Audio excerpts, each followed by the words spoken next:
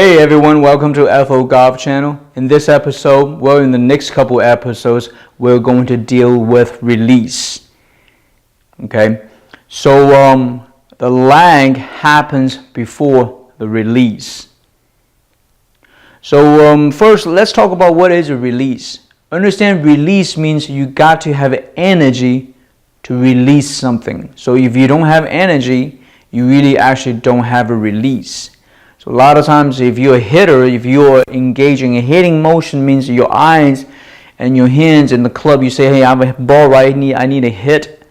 Chance are you're not releasing the club. Okay? And the best way to explain to you, if you see a baseball pitcher, a lot of times if they slow down, you will see a baseball pitcher when they do this movement and they throw it, and really you will see their arm looks like it's almost broken or snapping off. It's in a very awkward position. It's because they're not really fully engaging a arm throwing motion. They're using their body, this energy, slinging the arms and releasing this energy. Okay, so that's why it's called a release. And that's another reason why if you are using your hand-eye coordination, chance are you will control and dictate what your club is doing. And also that means you will use your right hand and your right arm. If you're a right-handed player, obviously if you're a left-handed player, you do the opposite. Alright, so let's just talk about, in a nutshell, I want to make sure explain to you what a golf swing feels like, and also I'm going to explain to you this release, this stride zone, the impact zone, not the impact position. Alright, the truth is FO Golf will never deal with impact position until you understand everything. Impact position, the moment if you're dealing with impact position, you are dealing with understanding the energy, all the lag, all the position, the sequence. The impact position is really a spin control. Alright, let's not get too far ahead of ourselves. Today we're just going to talk about release.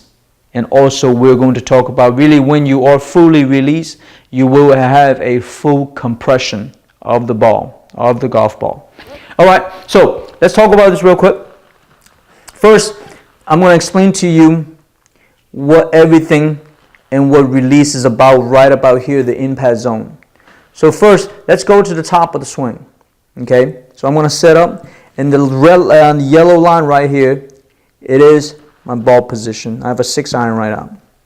Okay, so I'm going to lower my body. I'm going to turn my hips and turn my body with very slow tempo right now. As you can see, with slow tempo, my arms is going to be right here. But I'm going to, for the sake of this video, I'm going to artificially put my left arm up here. Alright, so on the downswing, I'm going to initiate my weight transfer, move my hips out of the way, and turn my hips, and turning my upper torso, maintain spine angle. Now understanding right now at this position, my hips actually stop turning a little bit.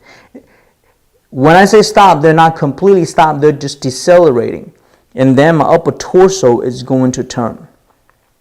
Now understanding right now, all of this energy I have created is transmitting through my arms. So my arms are also turning.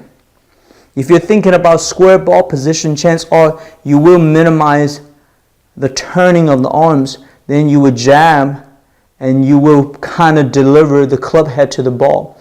Your arms are turning through the ball right here. If you're turning through the ball here, that's going to be a little bit too late. That means you were going to jab at the ball, means you're either going to hit a thin or fat. Your arms are turning at this position and you keep turning through it. Now the release happens right about here somewhere because you're building this position where everything has to get through in the rotation. And you can see right now,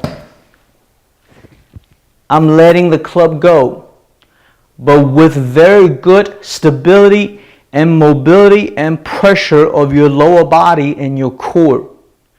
And your arms, both your left and your right arm is turning. Okay? And that's how you release the club. And that's also how you will compress the golf ball. Okay? And that's what I call full release and full compression. We will deal with spin in the future. Okay? Just remember, your arms right here, because the lagging motion, your body's turning down, it's pulling the arms, it's engaging your deltoid muscles here.